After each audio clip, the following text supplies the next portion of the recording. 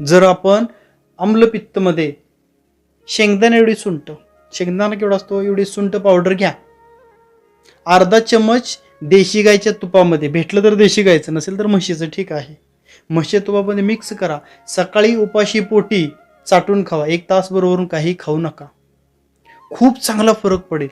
छातीमध्ये होणारे जळजळ, मळमळ, आग, दाह हे सगळं कमी होतं. चांगला फरक पडतो, जबरदस्त. जसं मसाले डब्यातली सुंठ घेतली आपण, तसं मसाला डब्यातलं जायफळ हे जर घेतलं आपण, हे सुद्धा खूप वेगवेगळे आजार दूर करते. जायफळ घ्या, पाण्यामध्ये थोडंसं घासा, त्याचा जो लेप निघतो उगळलेलं, हा डोक्यावरती कपाळाला लावायचा. याने डोकेदुखीची समस्या त्वरित बंद होते. जायफळाचा लेप डोक्यावरती लावा. अजून एक आहे औषध, खूप फास्ट ते काम करतं. आपण चहा सर्वांना पथ्य म्हणून सांगतो, चहा पिऊ नका. चहा हे औषध म्हणूनही काम करतं. 1 कप कडक कोरा चहा बनवा, त्यामध्ये अर्धा लिंबू पिळा आणि प्या. ते 15-20 मिनिटामध्ये डोकेदुखीची समस्या बंद होते. 15-20 मिनिटामध्ये चांगला फरक जाणवतो आपल्याला, जबरदस्त. 1 कप कोरा चहामध्ये अर्धा लिंबू पिळा आणि हे प्या. आता डोळ्याचे विकार भरपूर लोकांचे वाढलेले आहेत. डोळे लाल होतात, डोळे जळजळ होतात, चष्मा वाढलेला आहे. ज्या लोकांचे डोळे लाल होतात, जळजळ होते, अशा लोकांनी दुर्वा माहिती आहे सर्वांना, हराळी दुर्वा घ्यायची, थोडेसे चेचून रस काढायचा, 2-2 थेंब डोळ्यामध्ये टाका. ह्याचा जबरदस्त फायदा होतो. ज्या लोकांना डोळ्यात आग होते, लाल आहे, चष्मा आहे, अशा लोकांनी बेलपत्रेची पानं घ्यायची, स्वच्छ धुवायची, ह्याचे 2-2 थेंब नियमित डोळ्यामध्ये टाका.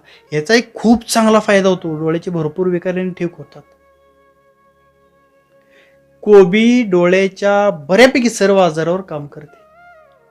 कोबीची पाने चायनीज सोबत खाता ना तुम्ही, हा, ते चायनीजचे डोळे बघितले तर किती तेजस्वी असतात.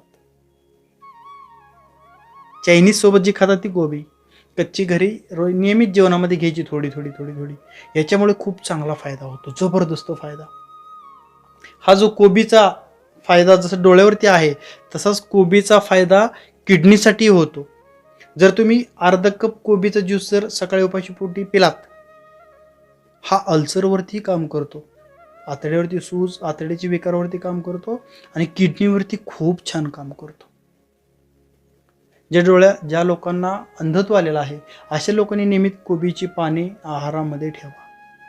त्याचबरोबर अर्धा चमच मध घ्यायचा, अर्धा चमच तुळशीचा रस घ्या, एकत्र करा, ह्याचे 2-2, 3-3 थेंब डोळ्यामध्ये टाका.